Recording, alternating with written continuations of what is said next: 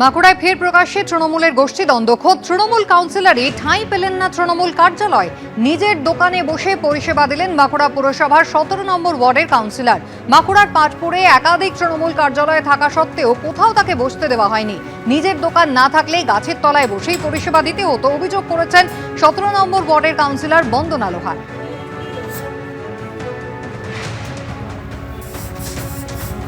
দু জায়গায় যদি ভোটার কার্ডে নাম থাকে তাহলে এক জায়গায় নাম কাটাতে হবে। রাজ্য সরকারি দপ্তরগুলিতে চিঠি পাঠিয়ে হলফনামা চাইছে নির্বাচন কমিশন।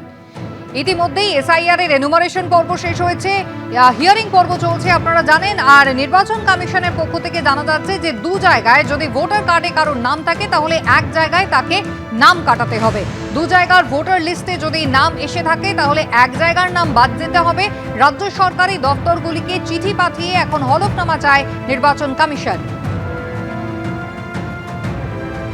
ভোটার তালিকায় যদি দু জায়গায় কারোর নাম থাকে তাহলে এক জায়গায় সেই নাম কাটানোর ব্যবস্থা করাতে হবে। রাজ্য সরকারি দপ্তরগুলিতে চিঠি পাঠিয়ে নির্বাচন কমিশন হলফনামা চায়। রুমা পাল আমাদের প্রতিনিধি রয়েছেন আমাদের সঙ্গে টেলিফোন লাইনে। রুমা, কিভাবে এই প্রক্রিয়া সংগঠিত করা হবে, নির্বাচন কমিশনের পক্ষ থেকে কি জানানো হচ্ছে? দেখো, এই মুহূর্তে যেটা জানা যাচ্ছে যে নির্বাচন কমিশনের নতুন পদক্ষেপ, এবার সরকারি দপ্তরে চিঠি দেওয়া হচ্ছে এবং সেই চিঠিতে এটাও ঠিক যে এইচওডির কাছে যাচ্ছে এবং সেখানে কিন্তু হলফনামা দিতে বলা হচ্ছে। যদিও এই সমস্ত যারা সরকারি কর্মচারী রয়েছেন তাদের ক্ষেত্রে দু জায়গায় যে নাম নেই, তাদের যে ডুপ্লিকেট ভোটার কার্ড নেই এবং কারোর যদি ক্ষেত্রে থেকে থাকে সেই সমস্ত ক্ষেত্রেও কিন্তু তাদেরকে সেটা ডিক্লারেশন ফর্ম দেওয়া হচ্ছে এবং সেই ডিক্লারেশন ফর্মও কিন্তু পাঠানো হচ্ছে, এমনটাই কিন্তু জানা গেছে। এবং সেক্ষেত্রে বিএলও ঐক্যমঞ্চ যারা, তারা বলছেন যে এতে সরকারি কর্মচারীদের কাছে যে পাঠানো হচ্ছে তাতে বোঝা যাবে যে ডুপ্লিকেট ভোটার যে আরো নেই। কিন্তু এটা স্পষ্ট হচ্ছে যে এএসডিডি অর্থাৎ যেটা অ্যাবসেন্টি ভোটার্স বা শিফটেড বা ডুপ্লিকেট বা ডেথ ভোটার্স এর যে তালিকা আমরা খসড়া ভোটার তালিকার সময় পেয়েছি, যেগুলো নাম বাদ যাচ্ছে, সেক্ষেত্রে কিন্তু নির্বাচন কমিশন কোথাও একটা আশ্বস্ত এখনো হয়তো হতে পারেনি যে ডুপ্লিকেট ভোটার হয়তো আরো কেউ থাকতে পারে। সেই ক্ষেত্রে কিন্তু এই যে ডিক্লারেশন ফর্মটা পাঠানো হচ্ছে এমনটাই মনে করা হচ্ছে এবং সেক্ষেত্রে অবশ্যই সরকারি কর্মচারী যারা ডিক্লারেশন দেবেন যে তাদের কোথাও অন্য কোথাও ভোটার কার্ড নেই, তাদের একটি মাত্র ভোটার কার্ড আছে, সেক্ষেত্রে কিন্তু অনেকটা আরো স্বচ্ছতা আসবে এমনটাই মনে করা হচ্ছে। যদিও এই বিষয় নিয়ে কিন্তু মিশ্র প্রতিক্রিয়া পাওয়া যাচ্ছে। ধন্যবাদ।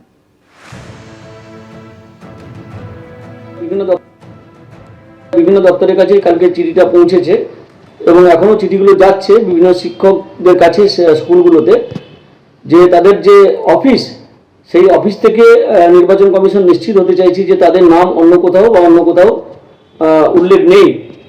এবং যদি দু জায়গায় ভোটার থেকে থাকেন, যদি দু জায়গায় মানে ডুপ্লিকেট ভোটার হিসেবে থেকে থাকেন, তাহলে সেক্ষেত্রে তারা একটা জায়গায় নাম ডিলিট করার জন্য যে তারা আবেদন করেছেন সে ব্যাপারে কিন্তু নিশ্চিত হতে চাইছে নির্বাচন কমিশন। কারণ ভবিষ্যতে যদি দেখা যায় যে কোনো গভর্নমেন্ট এমপ্লয়ি তার দু জায়গায় নাম আছে, তাহলে এটা নিয়ে কিন্তু বড় একটা বিতর্ক হতে পারে এবং ইলেকশন কমিশনের তাদের পদক্ষেপ নিয়ে কিন্তু প্রশ্ন আসতে পারে। সেই জন্য ইলেকশন কমিশন এ ব্যাপারে নিশ্চিত হতে চাইছে যে কোনো গভর্নমেন্ট এমপ্লয়ির জন্য এই ধরনের কোনো সমস্যা আগামী দিনে না হয়, শিক্ষকদের যাতে এই ধরনের কোনো সমস্যা না হয়।